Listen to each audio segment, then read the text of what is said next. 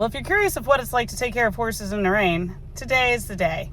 I'm Amber. I'm a middle school music teacher, and I am vlogging every day of my summer break that I have left until I have to go back to school.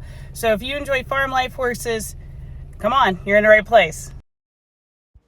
So, of course, I go in thinking that we're going to have footage of me getting the horses in the rain and bringing them in. But no, the weather totally cleared up right after I got into the barn. So, I only had to walk the dog and get inside while it was raining, and here we are. Now it's dry and sunny outside. So I actually decided that I wanted to talk about the topic of what's going on here. Boarding stables. I'm going to make a series talking about different things that we experience with boarding stables, and just so anybody that's interested in getting a horse and needing to put it in boarding, or maybe you're even thinking about opening a boarding stable yourself, what you're getting into. So let me start with this. Not all boarding stables are created equal. And that goes deeper than just the type of boarding stable it is, but the amenities they have to offer. And even a lot of that is based on location and other various factors.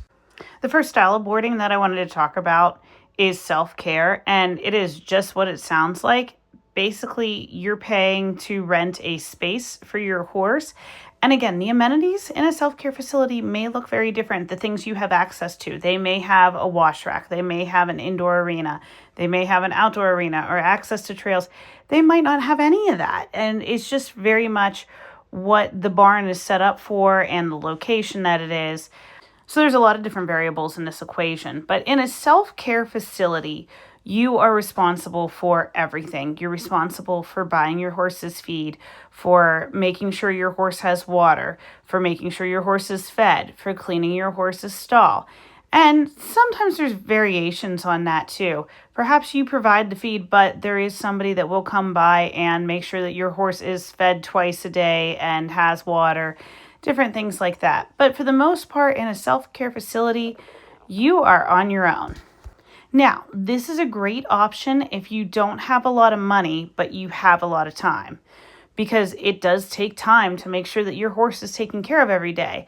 It's an option for those people who don't have the land to put a horse on, but still want to enjoy taking care of it and do have, like I said, do have the free time, because there is a large chunk of time involved to traveling to wherever your stable is, making sure your horse has everything you need, and then, of course, traveling back to where you're from. So, while this is the least invasive cost-wise, this is the most consuming time-wise.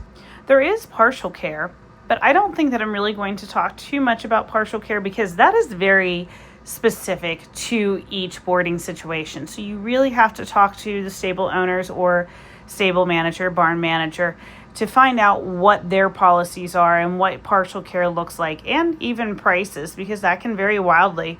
And some partial care places say, hey, this is the flat fee for partial care, while others kind of treat everything as a la carte service, if you will. So, if you wanted them to do a little bit more and they were willing to do it, you'd have to pay extra for it. So partial care is a nice split between the full care and the self-care, but again, that's very specific to each situation. Now, field board is something that we have offered at our facility in the past, but we have very limited space, and we really don't have any field board at the moment, because it's typically a popular option. With field board, your horse does not have a stall. Because of this, it's usually cheaper.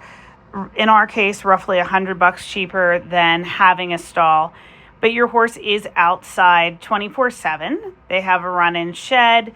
They are in a pasture field, so they are mainly eating grass. And again, being that we're in the Laurel Highlands region of Pennsylvania, we do get cold winters. Grass does stop growing for us. So through the winter, they get hay. Now, where things vary from stable to stable in field board is that most places, I believe, would just say, hey, it's field board, you still have to come and feed your horse grain if you want your horse to have grain.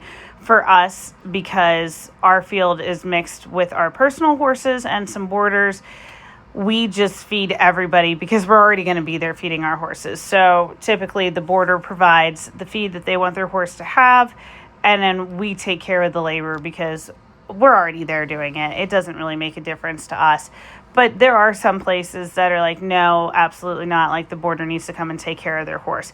But again, pasture board, usually cheaper The horse is out on grass all the time, but the owner can be responsible for needing to provide grain through the winter and things like that. Now, there is a caveat to this too. Being that your horse is a permanent resident of the pasture, this means that they don't have a stall. So should your horse be injured or need to have injections or for any reason need to stay confined, you don't really have an option of where to put it. Now, some stables are large enough that they do have what we would call medical stalls set aside, or even temporary stalls that they can set up if this happens. But I don't even know how typical of a case that would be. In our case, like, we are full, and that's a blessing. Trust me, I'm not complaining about it. But if somebody on pasture board was to get hurt, there would have to be some jockeying around and I don't want to say some deals made, but some conversations had to see if there could be stall space for this horse to rest while it recovered, or if it needed injections and needed to stay out of the mud for a couple days. Those are things that have to be thought about. So pasture board is a great option, but there's also a downside to it. Now, we also offer full care board here. And this is your most expensive option, but for people that want to have their horses but don't have the time to care for them every day, this is the best way to go. And this is the most popular route for a lot of people that don't keep their horses at home, because while it is, costly, it is the most time saving. So they get the best of everything because, they get to come in and love on their horses and ride them and scratch them and do whatever they want to do. And then they put them back out to the pasture or turn out or back in their stalls, and then they head home. So, and then we have to clean the stalls and do all the other maintenance and stuff. So on a morning like this, you see that we clean the stalls. The stalls are cleaned once daily for us.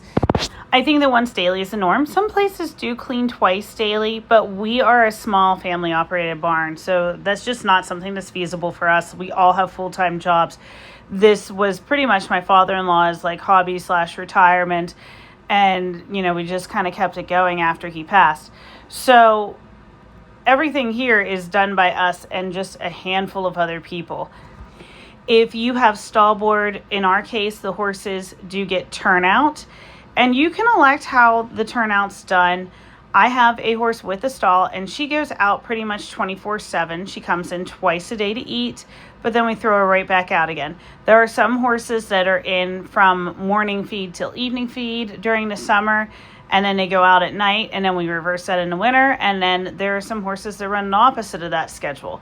So the horses can go out and be out 24/7 and come in for feed, but some people do elect to keep them in their stall, and those are all personal reasons. So when a horse goes to turnout for us is just a large field, and there's too many horses in there to actually sustain grass. So we call it turnout. I believe other parts of the country would probably call it a dry lot. There's nothing really growing there, weeds, things that they're not really going to munch on.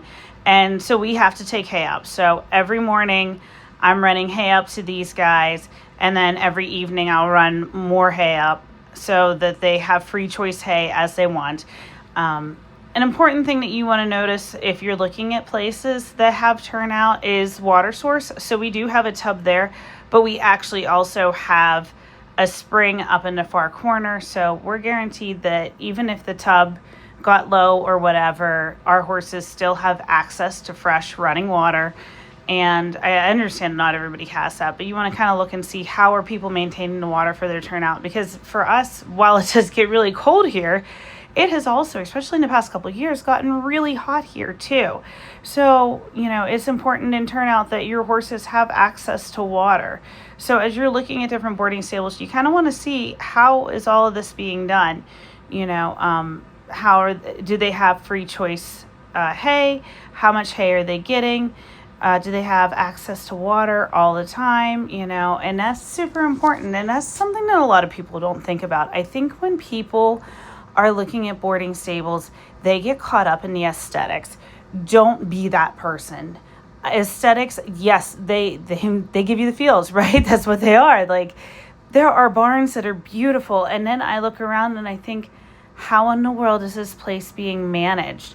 So it's very easy to hide bad care in horses.